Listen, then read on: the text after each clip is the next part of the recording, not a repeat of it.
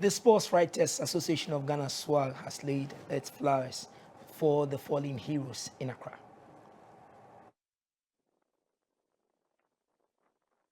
On behalf of the patrons of the Sports Writers Association of Ghana, on behalf of the executives, and on behalf of the General Assembly, we're here to commiserate with the families of our fallen heroes. This is a national disaster, and we are greatly saddened.